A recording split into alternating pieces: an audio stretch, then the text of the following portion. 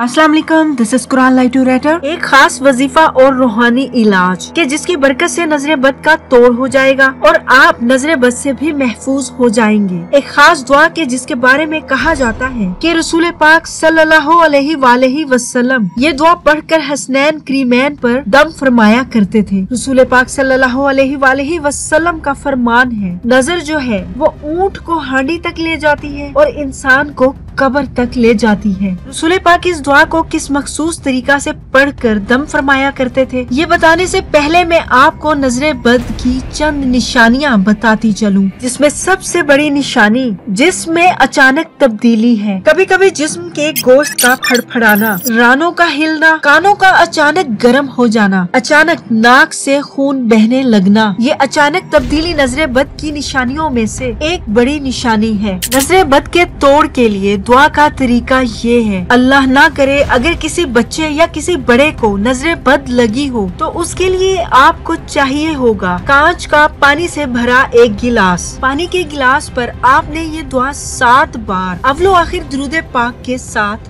पढ़नी है। दुआ नोट कर लीजिए प्लीज। आऊज़ु बिकलिमातिल्लाहि ताम्मा मिन कुल्ली शैतानिन व हाम्मा व मिन कुल्ली आइनिल लाम्मा। ये दुआ पढ़कर पानी पर दम करके ये पानी आप नजर के मुतासरा शख्स को पिला दें। अल्लाह के फजल से रहमत से नजर का तोड़ हो जाएगा, उसकी नजर उतर जाएगी और वो अल्लाह की रहमत से महफूज हो जाएगा। ये अमल तब तक जारी रखे जब तक के मुतासरा शख्स की नजर उतर नहीं जाती। आपने रोजाना ये दुआ पढ़कर पानी पर दम करके पी लाना। दुआ में याद रखिएगा, अपना बहुत ख्याल रखिएगा। अल्लाह हाफिज।